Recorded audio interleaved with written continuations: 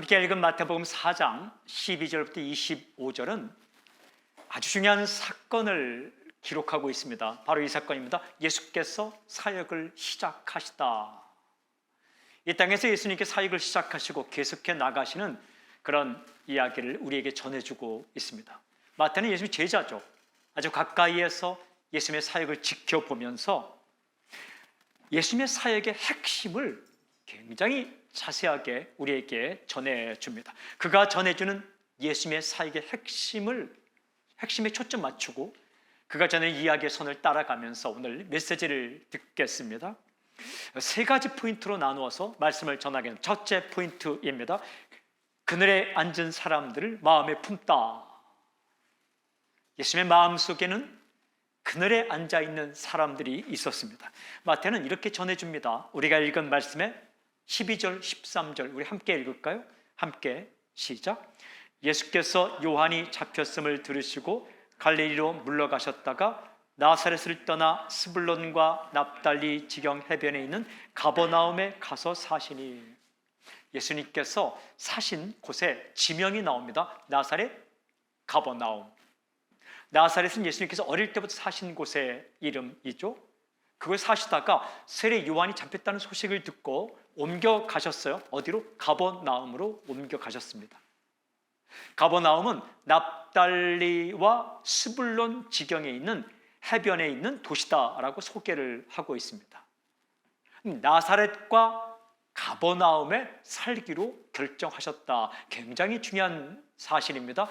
이어지는 14절은 이렇게 말씀합니다. 이는 선지자 이사야를 통하여 하신 말씀을 이루려 하심이라 일렀으되. 무슨 말씀입니까?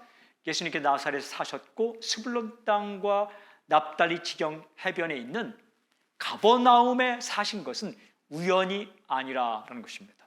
의미가 있다. 뜻이 있다.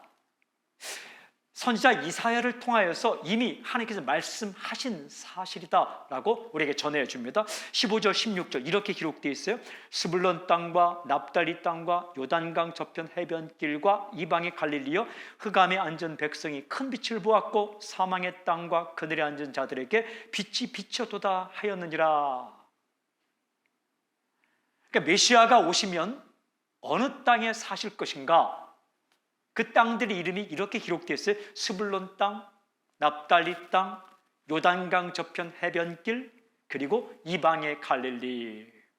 이 예언을 따라서 예수님께서 그 땅에 사셨다라는 거죠. 스불론과 납달리는요, 본래 이스라엘 지파의 이름인데 그 지파 이름을 따라서 이 이름이 명명된 지역 이름입니다. 예수님께서 사신 이 갈릴리 해변 지역에 있던 도시인데요. 스불론 지역에는 나사렛이 있습니다. 그리고 납달리 지역에 가버나움이 있죠. 이방의 갈릴리라는 표현은요, 그 당시 이방인들이 갈릴리 지역에 많이 살았기 때문입니다. 해변길은 다메섹과 가이사를 잇는 그 로마의 길을 가리키는 거죠. 그러니까 스불론 땅, 납달리 땅, 해변길, 그리고 이방의 갈릴리. 이 땅들의 특징이 무엇인가? 이렇게 기록되어 있어요. 흑암에 앉은 백성, 사망의 땅과 그늘에 앉은 자들. 그 땅에 사는 사람들이 흑암에 앉아있는 사람들의 삶이었다. 그리고 사망의 땅과 그늘진 땅이었다라고 전해줍니다. 어둠 가운데 있는 거예요. 죽음의 땅입니다. 그늘에 앉아 있습니다. 이런 모습인 거예요. 주님께서 그 땅에 살기로 결정하셨다. 무슨 말씀입니까? 예수님은 이런 사람들을 마음에 품으셨다라는 거예요. 이게 사역의 핵심이에요. 예수님의 마음입니다. 지금 읽은 이 말씀은 이사야서 9장 1절, 2절에 기록된 예언입니다. 이사야 9장 1절, 2절을 제가 한번 읽겠습니다. 전에 고통받던 자들에게는 흑암이 없으리로다. 옛적에는 여호와께서 스불론 땅과 납달리 땅이 멸시를 당하게 하셨더니 후에는 해변길과 요단 저쪽 이방의 갈릴리를 영화롭게 하셨느니라.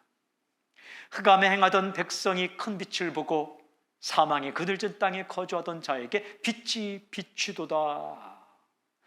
이 이사야서 말씀을 주의 깊게 읽어오면 흑암에 앉은 백성, 사망과 그늘진 땅에 앉아있는 백성들의 상태, 실존을 나타내는 중요한 두 가지 단어가 나옵니다. 하나는 고통이란 단어고 또 하나는 멸시이라는 단어입니다. 고통받는 사람들입니다. 힘들게 살아가는 사람이에요. 멸시를 받는 사람들입니다. 그러니까 대우를 제대로 받지 못하는 사람들, 그러니까 힘들고 어렵게 살아가는 사람들입니다. 예수님의 마음 가운데, 마음속에 이 사람들이 있었다라는 거예요. 메시아 예수님은 이 땅에 오셔서 그들에게 어떤 일을 해주시길 원하시는가? 이렇게 되어 있습니다. 큰 빛을 보았고 빛이 빛이었도다. 큰 빛을 보았고 빛이 빛이었도다. 큰 빛을 보게 되었어요. 빛이 그들에게 비치게 되었다. 흑암에 사는 사람들, 어둠에 앉아있는 사람들, 그늘진 땅에 앉은 사람들, 고통을 받고 힘들고 어렵사리 살아가는 사람, 멸시를 당하고 고개를 제대로 들지 못하는 좌절과 실망과 낭만과 힘든 가운데 살아가는 사람들, 그들이 주님의 마음 가운데 있었고 주님은 그들을 품었고 그들에게 큰 빛을 비추어 주시길 원하셨다. 이것이 예수님의 사역의 첫 번째 핵심입니다. 이것이 예수님의 사역의 시작입니다. 그리고 이것이 예수님의 마음입니다. 평생 예수님의 사역의 핵심이라고요.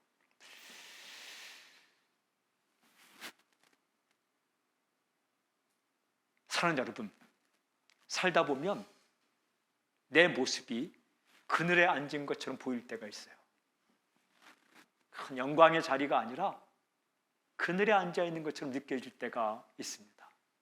깜깜해서 무슨 말을 해야 될지, 무엇을 선택해야 될지, 어떻게 해야 될지 모를 때가 있습니다. 눈은 뜨고 있는데 갈 길이 보이지 않고, 말은 할 수 있는데 무슨 말을 할지 모르고, 그리고 어디로 가야 할지, 어떻게 해야 될지 마치 캄캄한 어둠을 헤매고 있는 것처럼 자신의 인생이 느껴질 때가 있습니다. 그때 있으면 어떻게 하시는가? 그때 더 가까이 오십니다. 그리고 품어주십니다. 사람은요, 그늘에 앉은 것 같은 사람들, 부담스러운 사람들 처음에 한두 번 돌아보다가 그냥 모른 척합니다. 그러나 주님은 아닙니다. 주님의 가슴 가운데 이 사람들이 있는 거예요. 그러므로 아프고 힘들고 어려울 때 주님은 당신에게 더 가까이 오십니다. 혹여 요즘 살아가는 삶 가운데 마치 자신이 그늘에 앉아있는 것 같고 멸시를 당하는 것 같으며 그리고 흑암 가운데 사는 것처럼 느끼는 사람이 있습니까? 주님의 가슴 가운데 당신이 있습니다. 더 가까이 찾아옵니다. 외롭고 힘든 마음으로 병실에 있을 때, 이 병실에서 내가 과연 다시 걸어나갈 수 있을까 생각될 때, 마치 막다른 골목에 있는 것처럼 좌절 가운데 갈 길이 보이지 않아 힘들고 마음이 답답할 때, 그때 그곳에 주님께서 계십니다. 주님께서 당신에게 찾아오십니다. 주님은 그런 분이에요. 그러니까 주님의 사역 핵심 대상은 아프고 힘들고 어렵고 고통 가운데 있고 매실을 당하며 희망과 소망이 끊어진 그 상태, 그 사람들이 주님의 사역의 대상입니다. 바로 당신입니다. 그러니까 엎어지고 넘어진 때는 주님의 사랑을 받을 만한 때입니다. 주님께서 가까이 오시는 때입니다. 마찬가지예요. 사역을 한다는 것은 이 사람들이 마음이 있어야 시작할 수 있는 겁니다. 빛나고 영광스러운 자리, 그 자리가 보이면 사역은 실패하고 마는 거죠. 주님께 쓰임받는 예배 스태프나 예배 인도자가 사람의 주목을 받는 것에 이 정신을 팔리게 되면 그때부터 이제 망가지게 되는 거죠. 눈물 흘리는 사람들, 가슴 아픈 사람들, 밤새도록 울다가 지쳐서 하나님의 도우심을 구하며 나왔지만 숨죽이며 앉아있는 그 사람들의 눈물이 보일 때에 이때부터 진짜 사역이 시작되는 거예요. 그 사역의 핵심은 사랑입니다. 당신이 하고 있는 일이 교회 일이건 교회 바깥의 일이건 다 마찬가지예요. 거룩한 것이냐 거룩하지 못한 것이냐는 일의 종류가 아닙니다. 일의 장소가 아닙니다. 누가 맡겨주었는가에 따라 달라지는 거예요. 교회 안에서 하는 일이건 교회 바깥에서 하는 일이건 주님께서 맡겨주신 일이에요. 그러므로 거룩한 일입니다. 거룩한 거예요. 성스러운 일입니다. 그 일을 할 때에 당신의 가슴 가운데 사람이 있길 바랍니다. 어떤 사람들? 힘들고 어렵고 배고프고 고통스럽고 소망을 잃고 어둠과 그늘 가운데 앉아있는 것 같은 그런 사람들이 마음에 들어올 수 있길 바랍니다. 그때 진짜 사역이 시작되는 거예요. 예수님의 마음이 이 마음이 당신의 마음이 되길 바랍니다. 당신 자신이 힘들고 어려울 때 주님은 당신을 품어주십니다. 제가 이 말씀을 묵상하고 준비하고 어제 오후에 다시 읽고 밑줄 치고 동그라미 치고 또 포인트하고 이렇게 읽는 가운데 제가 이렇게 써놨습니다. 있는 모습 그대로. 주님은 그냥 내 있는 모습 그대로 받아주시는구나. 어렵고 힘들고 그늘진 곳에 있는 그냥 모습 그대로 주님께 나아오면 주님께서 그냥 받아주시는구나. 어떻게? 왔어? 왔어? 뭐하다 그렇게 됐어? 따지지 않습니다. 그것도 이기지 못해 라고 책망하지 않습니다. 그냥 왔어? 그늘진 마음, 힘든 마음, 어두운 마음 그냥 그 모습 그대로 받아주시는 거죠. 이 주님의 마음, 주님의 행동이 당신을 향한 마음이요 당신을 향한 행동인 거예요. 어느 순간 어떤 때라도 주님께 가까이 나아가는 것 망설이지 말길 바랍니다. 내 실패한 모습, 연약한 모습 주께서 뭐라 하지 않으실까? 아닙니다. 그냥 받아주십니다. 그냥 받아주세요. 이어지는 질문이 있어요. 그럼 예수님은 흑암에 앉은 사람들, 그늘에 앉아 있는 사람들, 그들을 마음에 품고 무엇을 하셨는가라는 거예요. 두 번째 포인트입니다. 이어지는 말씀 선포와 치유 사역을 통하여 사람을 살리다. 예수님은요 그렇게 그늘진 사람, 흑암에 있는 사람 마음에 품어주시고 무엇을 하시는가? 말씀을 주십니다. 그리고 치유 사역, 고쳐주십니다. 그래서 살리신다는 거예요. 당신이 힘들고 어려울 때 예수님께서 당신에게 찾아오셔서 하시는 일은 딱 두 가지입니다. 말씀을 가르쳐 주십니다. 그리고 당신의 아픈 부분을 고쳐주십니다. 그래서 당신을 살려놓으신다. 오늘 읽은 이어지는 말씀 17절에는 이렇게 기록되어 있어요. 이때부터 예수께서 비로소 전파에 이르시되 회개하라 천국이 가까이 왔느니라 하시더라. 힘든 사람들을 가슴에 품고 예수께서 하셨던 첫 번째 사역의 내용이 무엇인가? 선포했다는 거예요. 이렇게 기록되어 있어요. 23절 25절은 또 이렇게 기록합니다. 예수께서 온 갈릴리에 두루다니사 그들의 회당에서 가르치시며 천국 복음을 전파하시며 백성 중에 모든 병과 모든 약한 것을 고치시니 그의 소문이 온 수리아에 퍼진지라 사람들이 모든 앓는 자 곧 각종 병에 걸려서 고통당하는 자 귀신 들린 자 간질하는 자 중풍병자들을 들여오니 그들을 고치시더라. 갈릴리와 데가볼리와 예루살렘과 유대와 요단강 건너편에서 수많은 무리가 따르니라. 그러니까 우리가 방금 읽은 17절과 23, 24, 25절을 읽어오면 주의깊게 살펴보면 예수님의 행동을 알 수 있는 굉장히 중요한 기록들이 있습니다. 이런 기록들입니다. 전파하여 이르시되 17절에, 그 다음에 가르치시며 23절, 그 다음에 전파하시며 23절, 말로 하는 사역입니다.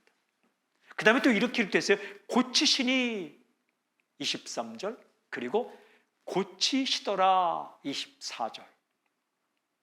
실제로 고쳐주는 거예요. 그 예수님의 사역은요, 양면성을 가지고 있습니다. 하나는 말씀 선포고 또 다른 사역은 치유 사역입니다. 굉장히 중요한 두 기둥이에요. 말씀으로 선포하셨어요. 말씀하셨습니다. 말씀 사역, 굉장히 중요한 사역이에요. 가슴 아프고 힘들고 어렵고 어둠 가운데 있고 그늘진 땅에 있는 사람들 가슴에 품고 그들을 품에 안고 무엇을 하시는가? 말씀해 주시는 거예요. 그리고 각종 병에 걸려서 고통당하는 사람들, 귀신 들린 사람들을 싸매어 주셨어요. 고쳐주셨어요. 말씀만 하시지 않고 실제로 고쳐주셨습니다. 치유사역, 이것이 예수님의 사역의 양면성입니다. 교회 사역은 딱 두 가지입니다. 우리가 예수님 앞에 나아갈 때 예수님께서 당신을 끌어안고 당신을 부여안고 하시는 예수님의 행동은 두 가지입니다. 말씀해 주시고 실제로 고쳐주십니다. 그래서 어떻게 됩니까? 그 결과가 무엇입니까? 사람을 살리다, 살아나게 만듭니다. 마치 태초에 예수님 하나님께서 사람을 진흙으로 사람을 만들고 그의 생기를 후 불어넣어서 생명이 되게 하신 것처럼 그늘에 앉아있는 것 같고 고통 가운데 있는 것, 멸시받는 것 같고 쓰러지고 넘어지고 자빠지고 깨어지고 부서진 당신의 삶을 주님께서 끌어안고 말씀해 주시고 고치셔서 어떻게 해요? 살려주신다는 거예요. 다시 살려주신다. 또 다른 제자인 요한이라는 제자는 요한복음을 기록하면서 예수님의 사역의 핵심을 예수님의 말씀을 통해 이렇게 우리에게 전해줍니다. 요한복음 5장 21절, 아버지께서 죽은 자들을 이렇게 살리심 같이 아들도 자기가 원하는 자들을 살리느니라. 하나님도 살리지만 예수님은 사람을 살리신다라고 우리에게 전해주는 거죠. 무엇을 통해? 말씀 선포와 치유 사역. 우리가 보통 아우니치 가면 어떤 사람 혹자는 말합니다. 사람들이 힘들게 살아가는데 뭐 예수님 믿으라고 그리고 설교하고 가르치는 게 무슨 소용이 있겠는가? 가서 고추 하나 더 따주고 밭 하나 더 매주는 게 중요하지. 그래요. 그거 중요해요. 그러나 더 중요한 것은, 정말 중요한 것은 예수님의 말씀을 전해주는 거예요. 그것만 하고 하지 않는다. 그게 아니라 빵을 나누어 주고 그리고 도와주고 일해주는 것, 행동이 중요한 거죠. 말과 행동이 함께 갑니다. 복음과 떡은 함께 갑니다. proclamation, 선포와 participation, 참여는 함께 가는 거죠. 중요한 질문이 있어요. 그렇다면 예수님은 말씀 선포와 치유 사역을 통해서 무엇을 전해주길 원했는가? 사람들이 말씀을 듣고 고침을 받아 어디로 가기를 원하셨는가? 그것은 이것입니다. 천국입니다. 천국. 하나님의 나라, 천국. 예수님께서 분명하게 선포한 복음의 선포가 이렇게 기록되어 있습니다. 17절에 회개하라, 천국이 가까이 왔느니라. 회개와 천국을 가르쳐 주셨습니다. 선포하셨습니다. 회개가 무엇입니까? 회개란 돌아서는 것입니다. 어디로 돌아섭니까? 하나님께로 돌아서는 것. 가던 길을 멈추고 하나님께로 돌아서는 것. 이게 회개입니다. 천국은 무엇입니까? 하나님의 나라입니다. 그러니까 회개와 천국은 동일한 거예요. 내가 가던 길을 멈추고 세상의 길을 멈추고 하나님께로 돌아서면 무엇이 보입니까? 하나님의 나라. 거기에 무엇이 있습니까? 하나님의 나라. 그러니까 회개와 천국을 요약하는 단 하나의 단어는 천국입니다. 23절은 이렇게 기록해요. 그래서 천국 복음을 전파하시며, 천국 복음을 전파하시다. 복음은 천국 복음입니다. 천국에 대한 소식입니다. 천국 가는 길, 천국을 누리는 길, 그것이 예수님의 선포의 핵심이었습니다. 마태는 마태복음을 계속 기록하면서 마지막 부분 24장쯤에 가면 마태는 예수님의 복음의 핵심을 이렇게 요약합니다. 예수님의 말씀을 빌어서 기록합니다. 마태복음 24장 14절. 이 천국 복음이 모든 민족에게 증언되기 위하여 온 세상에 전파되리니 그제야 끝이 오리라. 무엇이 온 민족에게 전해집니까? 천국 복음. 무엇이 온 세상에 전해집니까? 천국 복음. 세상의 끝은 언제 옵니까? 천국 복음이 온 민족에 전해질 때에. 복음은 천국 복음이에요. 복음은 이렇게 정의합니다. 천국 복음. 천국은 두 가지 의미가 있어요. 첫째 의미는 우리가 죽어서 가는 하나님의 나라. 그 나라가 있어요. 눈물이 없고 슬픔이 없고 고통이 없고 애통이 없고 이별도 없고 오해도 없고 도둑도 없고 밤도 없고 아픈 것도 없는 그 찬란한 하나님의 나라, 영광스러운 하나님의 나라, 완전한 나라. 다시는 죽지 않고, 다시는 이별하지 않고, 다시는 오해하거나 오해받지 않고, 다시는 아프지 않고, 다시는 슬프지 않고, 눈물이 없는 나라. 그 하나님의 나라. 또 하나의 의미는 이 땅에서 누리는 하나님의 나라, 의로움과 평강과 희락, 그 하나님의 통치 나라. 이 두 가지 의미를 총괄하는 건 하나님의 통치. 하나님이 통치하시는 그 하나님의 나라, 그리고 이 땅 가서 누리는 하나님의 통치 가운데 누리는 하나님의 나라. 안식과 평안함과 기쁨과 용기와 희망의 그 나라. 이 천국에 대해 예수님은 선포하셨어요. 중요한 질문. 이 천국 복음의 핵심 중에 핵심 중에 핵심, 코어 메시지, 그 무엇입니까? 그것은 바로 예수 그리스도이십니다. 예수님이 하나님의 나라로 가는 길입니다. 인간이 회개하는 법은 자신의 죄에 대해서 아무리 한탄해도 그것은 그냥 후회일 뿐입니다. 인간이 자신의 죄를 끌어안고 회개하는 길은 예수 그리스도를 믿는 거예요. 하나님의 나라, 그 나라로 들어가는 길은 바로 예수 그리스도이십니다. 예수님은 그 길을 전했어요. 내가 곧 길이요 진리요 생명이라 전했어요. 내가 부활이요 생명이다 라고 말씀했어요. 내가 양의 문이라 라고 말씀하셨어요. 내가 참 포도나무다 라고 말씀하셨어요. 내가 진짜 목자다 라고 말씀하셨어요. 아무나 따라가면 그 길 갈 수 없지만 참된 목자이신 예수님 따라가면 그 천국으로 갈 수 있고 천국을 누리며 살 수 있다라고 말씀하셨습니다. 그걸 예수님 가르쳐 주신 거예요. 가르친다는 것은 꼰대짓 하는 거 아닙니다. 지적질하는 거 아닙니다. 가르친다는 것은 진실을 알려주는 것입니다. 길을 보여주고 알려주는 것. 가르치는 것이, 선포하는 것이 사람을 살리는 중요한 사역이에요. 그래서 예수님께 나아가면, 우리가 힘들고 어려울 때 예수님께 찾아오시면 예수님께서 첫 번째 하시는 게 말씀해 주시는 거예요. 그러니까 살기 위해서는 당신을 말씀 앞에 노출하는 게 중요합니다. 살기 위해서는 우리가 수술대 위에 나를 노출하듯이 나의 마음과 나의 삶을 말씀 앞에 노출하는 게 중요해요. 말씀 앞에 노출하면 나의 비뚤어지고 깨어지고 부서지고 잘못된 부분이 다 보입니다. 그때 그 말씀이 우리를 치유하기 시작하는 거예요. 예수님은 또 동시에 어떻게 했습니까? 고쳐주셨습니다. 이 고쳐준다는 것,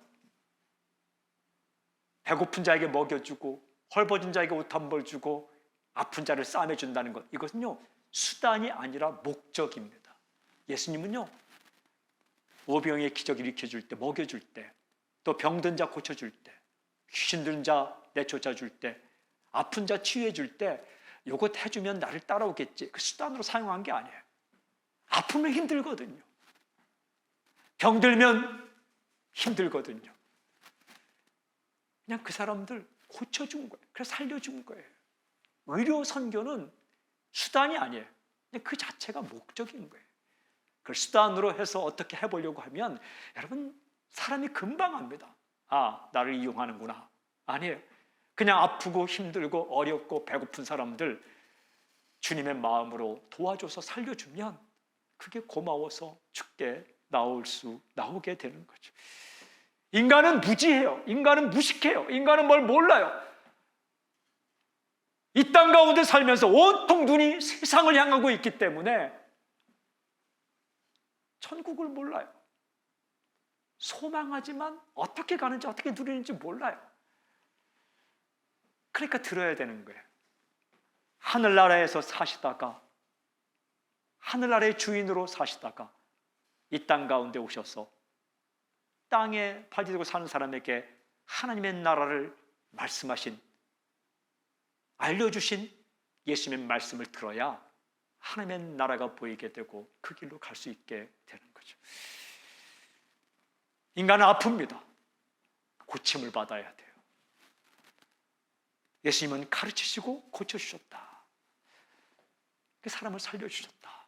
여러분, 우리가 예수님 앞에 나아가면 예수님께서 나를 가르쳐주시고 고쳐주십니다. 그러니까 정말 힘들고 어려울 때 주 앞에 나오는 게 중요해요. 자신을 주님 앞에 내어놓는 거예요. 아픈 모습 그대로, 모르는 모습 그대로 주의 말씀 앞에 나를 노출하고 주의 손 앞에, 주의 치유의 손 앞에 나를 그냥 내어놓는 것. 그러면 사는 거예요. 고집 피우고 교만하게 그 주님의 손길을 거절하는 게 아니라 그냥 내가 아픕니다. 내가 모릅니다. 고쳐주십시오. 가르쳐주십시오. 그때 주님께서 우리를 살려주시는 거죠. 오늘 이 말씀을 읽다가 굉장히 놀라운 사실을 하나 발견하게 되었어요. 24절과 25절에 이런 구절이 있더라고요. 그의 소문이 온 수리아에 퍼지니라. 24절. 그리고 갈릴리와 데가볼리와 예루살렘과 유대와 요단강 건너편에서 수많은 무리가 따르니라. 25절이 되어 있더라고요. 소문이 퍼지게 되었어요. 굿뉴스, 좋은 소식이 퍼지게 되었어요. 어디까지 퍼졌느냐? 수리아는 팔레스타인 지역을 포함하는 이 로마 통치 지역을 말하는 거예요. 수리아. 넓은 지역입니다. 그 결과 갈릴리, 데가볼리, 예루살렘과 유대, 요단강 건너편에 사람들이 몰려왔다. 갈릴리는 이 이스라엘 북쪽 지역입니다. 그 다음에 데가볼리는 갈릴리 지역에 있는 요단강 갈릴리 호수 남쪽 지역과 동쪽 지역입니다. 그러니까 그 근처죠. 요단강 건너편은 요단강 동편 지역입니다. 먼 곳이에요. 더군다나 놀라운 것은 예루살렘과 유대다. 예루살렘과 유대는요, 남쪽 지역입니다. 남쪽 지역, 먼 곳입니다. 거기서부터 사람들이 왔다. 전 지역에서 사람들이 몰려왔다라는 거예요. 예전에 제가 이 본문을 읽을 때는 그래, 좋은 소문이 나야 돼, 소문이 나야 돼 이렇게 읽었는데 이번에 읽을 때는 아니더라고요. 그것도 중요하지만 제가 이 구절을 읽는데 이런 생각이 들었습니다. 사람들은 아프다. 사람들은 살고 싶어 한다. 이런 생각이 든 거예요. 사는 게 힘들거든요. 아프거든요. 사람들은 살고 싶거든요. 그래서 예수님께 나와왔는데 먼 곳에서부터 왔다는 거예요. 가까운 곳에도 오고 먼 곳에도 오고 살아난 소식을 들으니까 살고 싶어서 그곳에부터 왔다.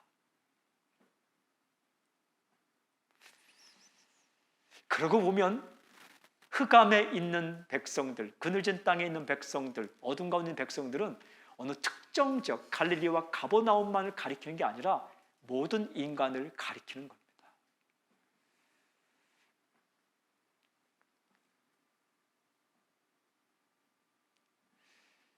아둥바둥 살아가는 세상 속에서 뭔가 다른 이야기를 듣고 싶은 거예요. 그 이야기의 핵심이 천국 이야기예요. 슬픔 가운데 살지만 빼앗기지 않는 기쁨 이야기를 듣고 싶어 하는 거예요. 불안 가운데 살고 있지만 평안의 소식을 듣고 싶은 겁니다.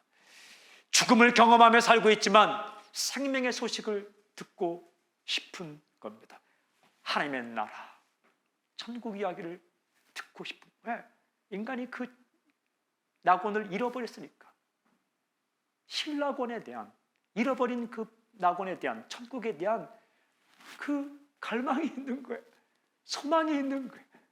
힘들면 힘들수록 더욱더 그 가운데 살고 싶은 소망이 있는 겁니다. 우리가요, 사람들을 만날 때 이 관점으로 바라봐야 되는 거예요. 사람들이 예수님을 모른 척하고 들으려 하지 않는다고 생각하지 마십시오.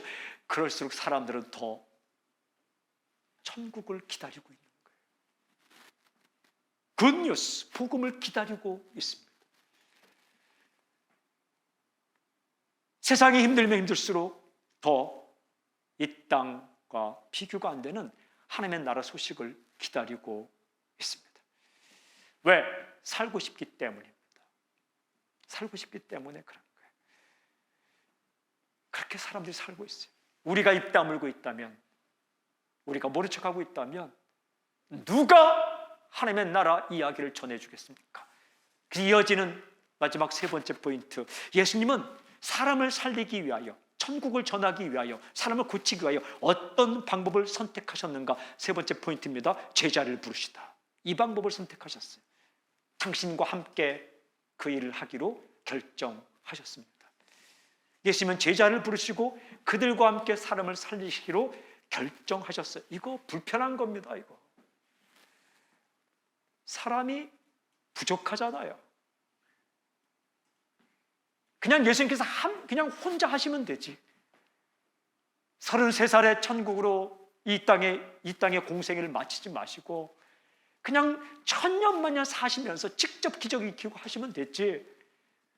왜 떠나가시면서 제자에게 그 일을 맡기셨습니까? 불편하신데. 실력 있는 사람이 실력 없는 사람과 함께 일하는 것 굉장히 불편한 겁니다. 이거. 음악하는 사람은요, 베테랑이 초보자와 합주하는 거 정말 불편한 겁니다. 근데 그렇게 하기로 결정한 거예요, 이게. 예수님께서.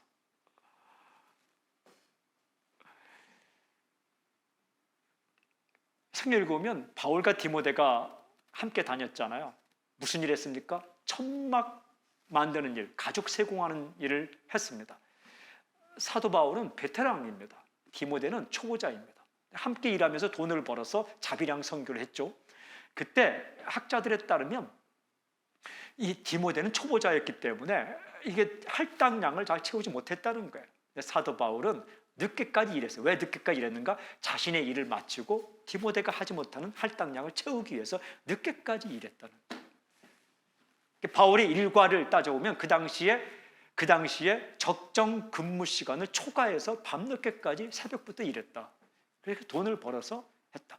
이 초보자인 디모데를 데리고 다녀야 되니까 이게 불편한 거예요. 이게 부담되는 겁니다. 근데 예수님은 그 불편을 감수하며 이 제자들과 함께 그 일을 하기로 결정하셨다. 그 사건을 마태는 이렇게 기록하는 거예요. 우리가 읽은 4장 18절부터 22절에 이렇게 기록합니다. 갈릴리 해변에 다니시다가 두 형제 곧 베드로 하는 시몬과 그 형제 안드레가 바다에 그물 던지는 것을 보시니 그들은 어부라. 말씀하시되 나를 따라오라. 내가 너희를 사람을 낚는 어부가 되게 하리라 하시니 그들이 곧 그물을 버려두고 예수를 따르니라. 거기서 더 가시다가 다른 두 형제 곧 세베대의 아들 야고보와 그 형제 요한이 그의 아버지 세베대와 함께 배에서 그물 깁는 것을 보시고 부르시니 그들이 곧 배와 아버지를 버려두고 예수를 따르니라. 네 사람의 이름이 나옵니다. 베드로, 안드레, 야고보, 요한. 신기하게 베드로와 안드레가 형제고 야고보와 요한이 형제예요. 와, 형제가 함께 예수님의 제자가 되었다. 복 중에 복이죠. 여러분 가운데 식구가 있다면 형제 자매가 믿음의 동역자가 되는 놀라운 축복을 저는 선포합니다. 이 사람들 어떤 사람들입니까? 완전한 사람입니까? 아닙니다. 완전하지 않은 사람이에요. 실수를 한 번도 하지 않은 사람입니까? 아닙니다. 실수투성인 사람이에요. 그럼 이 사람들은 어떤 사람이에요? 중요한 한 가지 사실, 이 사람들은 부름을 받은 사람입니다. 부름을 받은 사람. 그가 제자입니다. 능력이 있고 조건이 좋아서 제자가 아니라 부름을 받았기 때문에 제자인 거예요. 이렇게 기록되어 있어요. 보시니 18절 예수님 보셨어요. 그리고 보시고 부르시니 21절 주님께서 부르셨어요. 그래서 제자인 거예요. 주님께서 보셨고 주님께서 불렀기 때문에 그래서 제자가 된 겁니다. 질문 있어요? 그럼 제자는 무엇을 해야 합니까? 제자가 해야 할 일은 복잡하지 않아요. 이 마태는 제자도의 핵심을 예수님의 말씀과 제자들의 행동을 통해 우리 이렇게 전해줍니다. 나를 따라오라. 19절 주님 따라가는 게 제자도입니다. 예수를 따르니라. 20절 그리고 22절 예수를 따르니라. 제자는 예수님 따라가는 사람이에요. 세상 따라가지 않고 자기 생각 따라가지 않고 주님 따라가는 거예요. 예수님의 말씀 따라가는 사람, 이게 제자예요. 예수님의 꿈을 따라가는 사람, 이게 제자입니다. 예수님의 삶을 따라가는 사람, 이 사람이 제자예요. 죽으나 사나 예수님을 따라가는 사람. 그런데 오늘 말씀 보면 예수님을 따를 때 중요한 한 가지 사실을 따르니라 앞에 이 구문이 나옵니다. 버려두고. 자신의 것을 버려야 할 때가 있습니다. 소중하게 여기는 것들을 버려야 할 때가 있는 거예요. 내가 가지고 있던 세상의 가치관들을 버리고 주님 따를 때가 있습니다. 내가 좋아하고 내가 자랑하고 내가 붙잡고 내가 간직하고 싶은 것들을 버리고 주님을 따라야 할 때가 있는 거죠. 여러분, 그러면 죽습니까? 그럼 망합니까? 그럼 인생이 망가집니까? 아닙니다. 질문 있습니다. 예수님 따라가면 어떤 인생을 살아갑니까? 이렇게 기록되어 있어요. 사람을 낚는 어부가 되리라. 할렐루야. 사람을 낚는 어부가 됩니다. 흑암에 있는 사람들, 어둠 가운데 있는 사람들, 사망의 땅에 있는 사람들, 그늘진 땅에 있는 사람들을 살려내는 그런 인생을 살게 됩니다. 주님께서 원하시는 그 일에 쓰임받으며 사람을 살려내는 인생을 살게 되는 거죠. 여러분, 천국 갔을 때 무엇이 남을까요? 살린 기억. 말씀을 전해주고 사람을 고쳐주며 그들을 살리는 사람으로 살게 된다. 주님께서 당신에게 무엇을 주실까요? 말씀을 주실 것입니다. 무엇을 주실까요? 사람을 살리는 능력을 주실 겁니다. 귀신을 내어 쫓고 병을 고치며 배고픈 자를 먹이는 능력을 주실 것입니다. 이 하나님께서 사람을 통해 일하시는 것, 주님께서 제자를 통해 일하시는 것, 그게 어렵고 힘든 일이라 말씀드렸어요. 그러나 주님은 그렇게 하시기로 결정. 그래서 당신이 제자로 부름 받은 거예요. 당신에게 그 일을 맡겨주신 거예요. 크리스찬은 예수 믿으면서부터 두 가지 사건이 필연적으로 일어납니다. 하나는 제자가 되는 것. 크리스찬 중에 제자가 있는 게 아니라 크리스찬으로 부름받으면 제자로 부름받는 것. 또 하나는 교회로 부름받는 것. 홀로 살지 않습니다. 교회와 연결됩니다. 커넥션 됩니다. 연결돼요. 홀로 있지 않은 거죠. 예수님께 당신을 제자로 부르셨습니다. 그리고 당신과 함께 하십니다. 세상 속에 살면서 어둡고 캄캄하고 사망과 그늘진 땅에 앉아있는 것 같은 사람들, 고통과 멸시 가운데 있는 사람들, 그들을 불러내는 일을 당신에게 맡겨주셨습니다. 천국을 이야기하고 하나님의 나라를 이야기하고 그리고 힘든 사람 도와주면서 그 사람을 낚는 어부로 살도록 당신에게 그런 새로운 인생을 열어주셨어요. 그 사명 잘 감당할 수 있기를 바랍니다. 당신이 가는 곳마다 생명의 꽃이 피어나고 당신이 만나는 사람마다 살아나고 당신의 가족이, 이 민족이, 당신의 직장 동료들이, 당신의 친구들이 당신으로 말미암아 당신을 통해서 예수님의 생명의 큰 빛을 보고 하나님의 나라 백성이 되며 하나님의 나라를 경험하는 놀라운 사건이 일어나길 바랍니다. 지치신 분 계십니까? 힘을 내십시오. 주저앉아 있는 분이 있습니까? 다시 용기를 내십시오. 멈추고 싶은 사람 있습니까? 다시 시작하십시오. 주님께서 당신을 제자로 부르셨기 때문입니다. 당신도 그늘진 땅에 있는 사람들을 품으십시오. 당신 입술 가운데 말씀 선포가 있고 당신의 손에 치유 사역이 있길 바랍니다. 그리고 나는 제자다, 나는 살아남는 어부다 라는 확신을 가지고 그렇게 살아가십시오. 주님, 당신을 그렇게 대우하신 주님께서 당신을 통해 일하시길 원하십니다. 저는 이 주님이 좋습니다. 이 주님을 찬양합니다. 살아계신 주님을 찬양합니다. 할렐루야. 아멘, 아멘, 아멘, 아멘, 아멘, 할렐루야. 다시 한번 주님을 찬양합니다. 생명의 빛 주님을 찬양합니다. 할렐루야. 아멘.